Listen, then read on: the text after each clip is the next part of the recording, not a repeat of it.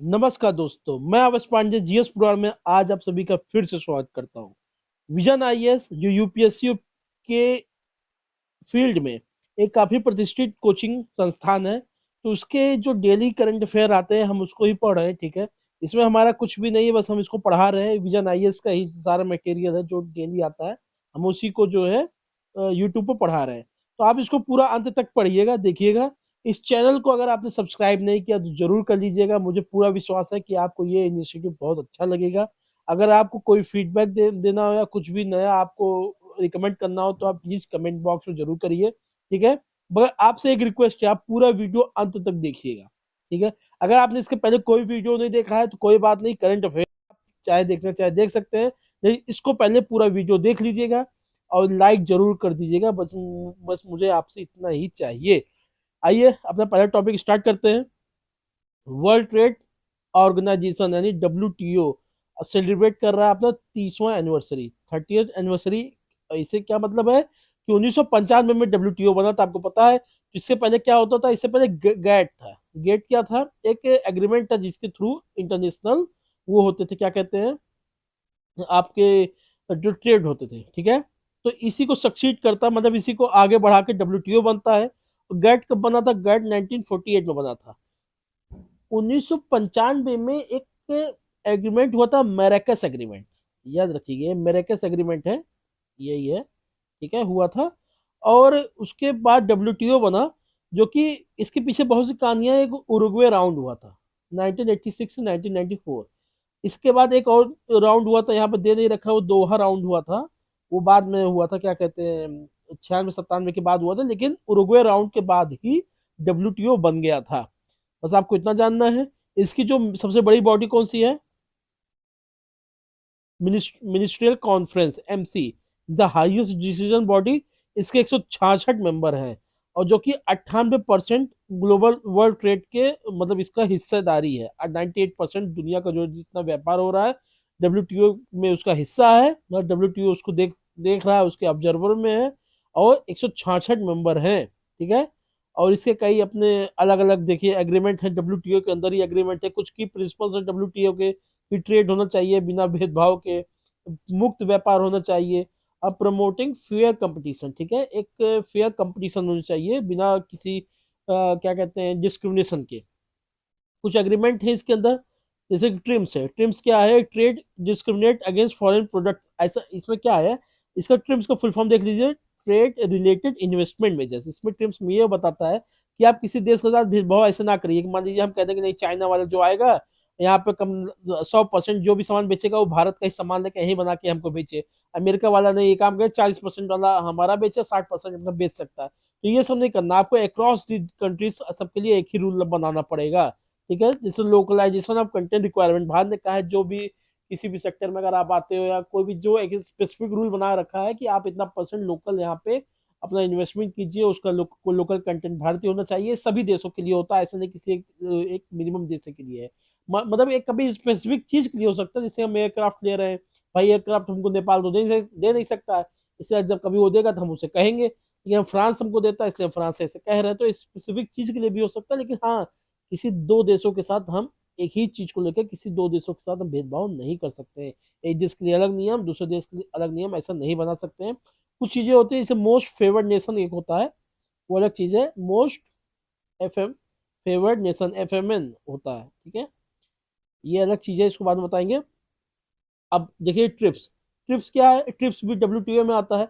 ये intellectual property rights के जरिए है। ठीक है, आप समझिए क्या होता है इस बौद्धिक संपदा। आप कुछ रिसर्च कर रहे हो, कुछ बना रहे हो, तो आपकी वो बौद्धिक संपदा है। ठीक है, इंटेलेक्चुअल प्रॉपर्टी आपकी है। तो कैसे उसको सेव रखना है भाई? आप मतलब आपने अभी कुछ बनाया, भारत में कुछ बना, तो सेम कॉपी अमेरिका में किसी ने बना के उससे कॉपी कर दिया, बोला हमने किया है। तो ये तो बौद्धिक संपदा भारत की जो, मतलब ये ऐसे तो कहते हैं रिसर्च डिस्करेज होते हैं। भारत में कोई बनाना चाहेगा नहीं, सोचेगा हम बना लेंगे, लेकिन अमेरिका वाले के पास पैसा है, वो अपना कह देंगे हमारा है। ठीक है, ऐसे कुछ समय के लिए जॉनसन आप सुनते होंगे, उन्होंने भारत में दूध और हल्दी का ले लिया था, कि दूध में हल्दी बना के पता नहीं क्या पैकेट में बेचते थे, कहते थे कि देखो हमने इससे रिसर्च किया है और इससे जो है सर्दी जुकाम भागता है, लोग एकदम स्वस्थ रहते हैं, इम्यूनिटी बूस्ट होती है। क्योंकि हल्दी दूध भारत में ना जाने कब से पिया जाता था। तो ये सब चीजें हैं। एक अगर जैसे एसपीएस एक sanitary and phyto sanitary measures है, जो आप खाना पीना देते हैं ना, खान जो भी फूड आइटम होता है, तो ये एसपीएस मेजर्स उसको मतलब मैच करने चाहिए। अगर कोई भी देश कह देगा कि भाई इसके सैनिटरी और फाइटो सैनिटरी मेजर्स इसको मैच नहीं कर रहे हैं, तो आप देखते होगे भारत कोई पहले कोई चीज खाना पीना भेजता था तो मना कर देते थे विदेशी, जैसे गेहूं भेजे, बोले एसपीएस का इसको नहीं मैच कर रहा है। तो ये खाने पीने से संबंधित है। गेट्स मैंने आपको बता दिया, सर्विसेज में, और गेट किसमें है, ट्रेड में। छत्तीसगढ़ फर्स्ट स्टेट बना है अपने फॉरेस्ट इकोसिस्टम जो सर्विसेज है उसको अपने जीडीपी से लिंक करने के लिए, जो कि बाद में ये क्या देगा, ग्रीन जीडीपी, फॉरेस्ट इकोसिस्टम के लिए। Chhattisgarh has introduced a connect ecosystem services of its forest with the green GDP. ठीक है, मेनली क्या करेगा, जो इन्वायरमेंटल कंट्रीब्यूशन ऑफ फॉरेस्ट है, क्लीन एयर, वाटर कंजर्वेशन, इन सब को भी अकाउंट में लेगा अपना जीडीपी कैलकुलेशन के लिए। फॉरेस्ट अकाउंट, जो छत्तीसगढ़ का जो फॉरेस्ट एरिया है उसकी जमीन का लगभग 44% है। ठीक है, और जो कि काफी क्रूशियल रोल निभाते हैं क्लाइमेट चेंज मिटिगेशन में। आपने देख लिया ग्रीन जीडीपी के संबंधित मैं आपको बता दूं कि जो ग्रीन जीडीपी है ये शब्द 1980s में क्वाइन किया गया था, मतलब इसका शब्द का जो सब पहला पहला जो डॉक्यूमेंट नजर आता है वो 1980s में आता है, जो कि क्या करता है, modified GDP better to reflect impacts of economic activities on the environment. ठीक है, मैंने ये बताता है कि आप देखिए इकोनॉमिक की मतलब जैसे क्या है, आप इकोनॉमिक डेवलपमेंट खूब कर रहे हो लेकिन आप उसी के साथ साथ इन्वायरमेंटल डिग्रेडेशन भी कर रहे हो, तो इसका क्या फायदा हुआ। आप सब डेवलप कर लो, पेड़ पौधे बचे ना, वैसे मर जाओगे आप। ठीक है, तो इसका कोई फायदा नहीं होता, इसलिए आप जीडीपी कैलकुलेट तो करिए लेकिन आप ग्रीन जीडीपी बनाइए। अब ये देखिए कि अगर आप 10 रुपए का, अगर मान लीजिए 3-4 कॉपी बेच दिए, मान लीजिए आप दुकानदार है 5 कॉपी बेच दिए, 100 रुपए की 5 कॉपी बेच दिए, 500 आपने कमा लिए, तो आपकी जीडीपी 500 बन गई उस साल की। ठीक है, 500 रुपये आपके पास है, लेकिन सोचिए 500 कमाने के पीछे आपने ये 5 कॉपी बनाने के पीछे जो पेड़ काटे होंगे, ये बहुत बड़ा अमाउंट, बहुत 5 कॉपी बहुत बड़ी बात नहीं है, लेकिन एक एग्जाम्पल दे रहा हूँ। तो उसको डिग्रेड कर दीजिए, कह दीजिए कि हाँ यार कम से कम 150 रुपया का हिसाब से हमने जो है, तो उसका अगर कॉस्ट अगर हम देखेंगे, जो पेड़ काटने का हमारा कॉस्ट जो उसका हमको घाटा हुआ है वो 150 रुपया, तो अब इसमें 150 माइनस कर दीजिए, फिर आपकी जो ग्रीन जीडीपी आएगी कितना आएगी, 350 रुपया। आप समझ ग्रीन जीडीपी की अकाउंटिंग क्या है। ऐसे जैसे ग्रीन जीडीपी देख लीजिए, नेट डोमेस्टिक प्रोडक्ट जो आपका जीडीपी बना, माइनस कर दीजिए क्या, कॉस्ट ऑफ, क्या माइनस करना है आपको, cost of depletion of natural resources and cost of degradation of ecosystem. ठीक है, मेनली वही मिला के जो आपको बता दिया, उसको माइनस करने के कितने में, अपने जीडीपी से माइनस कर दीजिएगा, यही मेन चीज है, कोई बहुत बड़ा मैथ थोड़ी ना इसमें।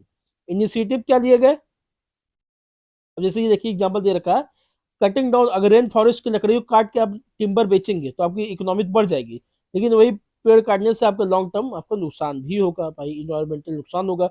इनिशिएटिव्स क्या लिए गए ग्रीन जीडीपी अकाउंटिंग के लिए, जैसे सिया बना 1993 में, यूएन ने बताया कि एक system of environmental economic accounting होगा जिसको सिया कहा जाता है, टू स्टैंडर्डाइज, मतलब एक स्टैंडर्ड बना देगा, ग्लोबल स्टैंडर्ड बना देगा, जिसके हिसाब से लोग अकाउंटिंग कर सकेंगे, ग्रीन जीडीपी को कैलकुलेट कर सकेंगे। ठीक है, वेब्स क्या, wealth accounting and valuation of ecosystem services, webs.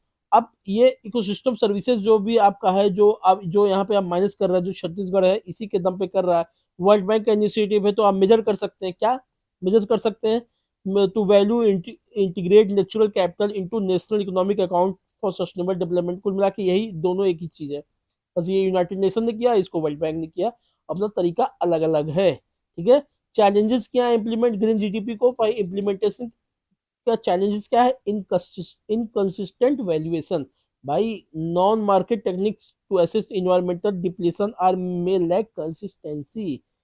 हमारा अभी जो गिनने का तरीका है, अकाउंटिंग का तरीका क्या है, इंडियस एक है ना, इंडियन अकाउंटिंग स्टैंडर्ड, उसको कहते हैं इंडियस।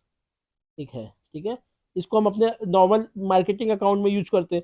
अब हम लोग जो आज तक सिर्फ अकाउंटिंग करने आए हैं, आप उनको कह दीजिए पेड़ पौधा का गिनिए, ठीक है, तो उनको प्रॉब्लम होगी ना, दिक्कत होगी। तो ये इनकंसिस्टेंट इन वैल्यूएशन में दिक्कत होगी, जीडीपी के फिगर्स कम दिखेंगे, जाहिर सी बात है। इकोनॉमी जो भी बढ़ा कहीं ना कहीं आपने रिसोर्स का इस्तेमाल किया है, तो भाई जाहिर सी बात है कम दिखेगा। पॉलिटिकल रेजिस्टेंस भी आएगा। ठीक है, in the US Congress halted green GDP efforts possibly due to environmental politics। America ने बोला ये सब क्या है, फला-फला हटाइए, ग्रीन जीडीपी सब क्या है। अब डोनाल्ड ट्रम्प भाई साहब आ ही गए हैं, अमेरिका को पेरिस एग्रीमेंट से ही खींच लिए थे। आप समझ लीजिए अब आगे आने वाला भविष्य कैसा है इन्वायरमेंट का। वाइस प्रेसिडेंट ने एड्रेस किया है 27वां इंटरनेशनल कांग्रेस ऑफ वेदांता। वेदांता क्या चीज है? आप वेद पढ़े हैं? वेद पढ़े नहीं होंगे, वेद सुन लीजिए। वेद पढ़ते हैं ना, तो वेद का जो कंक्लूडिंग हिस्सा, वेद पढ़ लिया, आप इससे क्या सीखे? मतलब क्या समझ, पूरा वेद पढ़ लिया आपने, फिर क्या समझ में आया? तो समझ में नहीं आ रहा है, वही वेदों का जो अंत का हिस्सा, कंक्लूडिंग पार्ट है, उसको वेदांता कहते हैं। और इसे जो कंक्लूडिंग पार्ट, उसको एक अलग भाषा में आप उपनिषद भी कह सकते हैं, उपनिषद। ठीक है। तो Vedanta means the end of Vedas, originally referring to the Upanishad, the concluding part of Vedic text, वही जो मैं आपको बताया हूँ। However, it also includes various interpretation of उपनिषद। देखिए उपनिषद बहुत ही फिलोसफी है, कभी आप इसको पढ़िएगा ना, आपको बहुत ही रोचक लगेगा, सही बता रहा हूँ। अभी सब पढ़ाई वढ़ाई यूपीएससी पे से कहेंगे क्या है भाई, ये सब अहम ब्रह्मास्मि वाली फीलिंग आने लगेगी। ठीक है। ये सब अलग जैसे, अब देख लीजिए, आइए यहीं पे आते हैं। फिलोसफी देखिए, वेदांता द उत्तर मीमांसा philosophical thought addresses profound questions. मतलब कि ये जो वेदांता है, उत्तर मीमांसा, कुछ ऐसे क्वेश्चन आपको, ऐसे सीधा क्वेश्चन नहीं है कि हाँ राहुल के चाचा का नाम क्या है, इस टाइप का नहीं, कोई एकदम सोमैटिक क्वेश्चन नहीं होते ऐसे, इस टाइप के। Who am I, what is the universe, मैं कौन हूँ? भाई तो अभी तक क्या अपना नाम दिखा दोगे? ठीक है, जैसे मेरा नाम क्या है, आवेश पांडे। ठीक है, आप कौन है, कहाँ के रहने वाले हैं, ऐसे ऐसे मैं जान गया। ये तो आपका जो मेटेरियलिस्टिक चीजें है ना, फिलोसफिकल चीजें, आप कौन है, हु एम आई, हम ये कर क्या रहे हैं इस दुनिया में, धरती में है क्या, सिर्फ पैदा हो गए, लेकिन हम है